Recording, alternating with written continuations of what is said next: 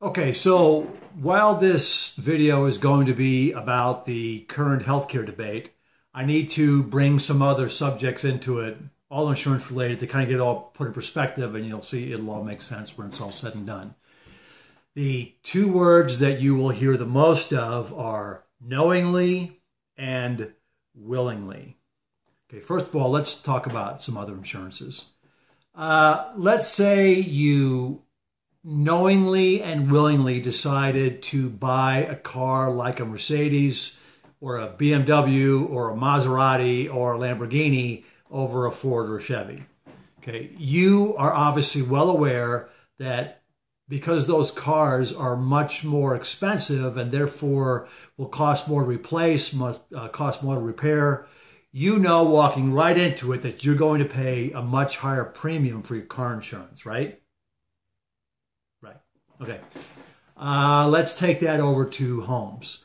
If you choose to buy a home that is bigger and nicer, you automatically know that you're going to spend more money on your homeowner's insurance, because if there's flood, if there's theft, there's a hurricane, there's a tornado, it's going to cost more to replace the value of the home, right? Right. Okay. Now, let's say it doesn't matter whether your home is a one garage, 2-bedroom ranch, or a 6-bedroom home.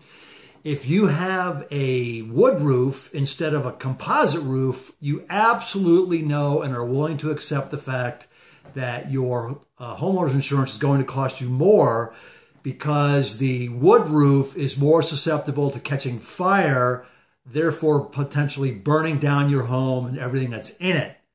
So because there's greater risk, there's more cost. You're with me on that one too, right? Okay, those are easy. See, we're flowing here. Go back to car insurance. Let's say you were a habitual speeder and you get caught all the time speeding. You are knowingly, willingly breaking the traffic laws, and because of that, you know that you're going to pay a higher premium for your car insurance, because you're putting yourself at risk, you're putting others at risk, there's greater risk. Greater risk means greater cost, right? Okay, so see, another one, boom, done. All right. One more example, collectibles. I don't care if it's firearms you're collecting, or artwork, or jewelry, or watches, or ugly doll looking things. Okay, you know that your homeowner's insurance and your renter's insurance doesn't provide adequate coverage for that. So you are knowingly, willingly, if you're smart, going out and buying extra insurance to cover those items. Maybe there's a rider on your homeowner's insurance, because you know that if that stuff gets lost or stolen or destroyed in a fire, you want to have it replaced. And so you're willing to spend more money to get that done. Now, what is the moral of the story on all these different types of insurance we just talked about? More risk means more premium every single time. It's true in any kind of insurance out there. Now, bring it back to health insurance. There are plenty of people in this country who've got pre-existing conditions who don't feel that they should have to pay extra because they have pre-existing conditions. So let's just go through some examples. Let's say you're a smoker. You know that on a daily basis, you're ingesting the worst stuff you could possibly ingest into your body, which is leading to heart disease, leading to cancer, leading to strokes, leading to lung problems, emphysema, all these horrible conditions that are preventable if you weren't smoking. Smoking is actually the leading cause of avoidable sickness and death in the country. If you're a smoker, and I'm not telling you that you shouldn't be able to smoke. This is America. You have the right. I'm only talking insurance premiums, okay? If you know that you're knowingly, willingly putting yourself into additional risk, why shouldn't you pay more for your health insurance? Okay, let's say you're overweight. So you're 50 or 100 pounds overweight. You know darn well that probably the only reason why you are that heavy is because on a daily basis, you are either eating the wrong foods or the wrong calories or too much sugar. You are putting stuff into your system on a daily basis that is not only making you be this heavy now, but as you get older will continue to get worse, which comes with a whole new set of conditions like diabetes and joint problems. And there's a study that came out the other day that said that obesity is like the leading cause of certain types of cancer. Okay, if you're one of those people, why shouldn't you pay more for your health insurance? There are people in this country every day, probably millions of people, who quit smoking or go on diets to lose weight. They've chosen to make their lives healthier.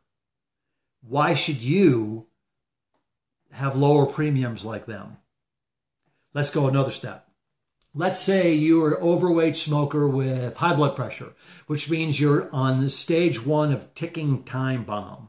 Okay, you're going to the doctor way more often. You're taking off of work with sick days way more often. You're getting hospitalized way more often. You're taking way more medications. Okay, why shouldn't you, when it all goes back to your own eating habits and smoking habits, why shouldn't you pay more for your insurance? Okay, let's take it a step further. I sold health insurance for 26 years and I saw this all the time. Let's say you're an overweight smoker taking medication for high blood pressure, medication for high cholesterol, oral medication, say for diabetes, and then maybe throw in an inhaler or an asthma medication or acid reflux medication. Okay, here are 4 medications that are 100% tied back to your smoking and your poor eating habits. You're getting hospitalized more, you're getting sick more, you're spending crap loads of money on drugs. The insurance companies are reimbursing you like crazy as compared to the people who take care of themselves. Why shouldn't you pay more money than them? And see, and this is where the real problem is. It comes back to buying habits, and it comes back to lifestyle choices. Higher claims, higher potential for claims, higher risk for claims means higher insurance premiums. If you are knowingly, willingly, on an ongoing basis doing everything that it takes to make yourself sick, if you're taking 4 medications like that, you're no longer trying to make yourself better. You're using your medications as tools to enable you to continue to destroy your health. Then why, in God's name, should you not pay more than people who take care of themselves for your health insurance? Now, to be clear, I am not talking about children being born with heart conditions or people that had congenital health defects. I'm not talking about otherwise healthy people who got hit by a bus. I'm not talking about people who were healthy or took care of themselves who wound up with heart attacks or strokes, because that stuff does happen, aneurysms. That does happen to healthy people, okay? I'm specifically talking to the people who do everything in their living, breathing power on a daily basis to run their health right down the toilet, costing all of us more money, taxing the daylights out of the health system. The insurance companies are paying out gobs of money because of your habits that you are knowingly, willingly doing. Why should we pay more money for you? Now, I'm not telling you that you shouldn't be able to eat what you want to eat or smoke what you want to smoke. But you know what? This is America. If you want to abuse yourself and you want to tax the system, fine. But you're going to pay for it, not us. And if this healthcare bill ever actually turns into something, if they ever get together in Congress and create a new law, I hope to God that the people who knowingly, willingly ruin their health, knowingly, willingly keep it going, could care less about getting better, I hope you have to pay more than the rest of us, because that's the right thing to do. Okay, so now it's a day later, and I realized that there was something that was in the first version of this video that I forgot to put into the one that you just watched.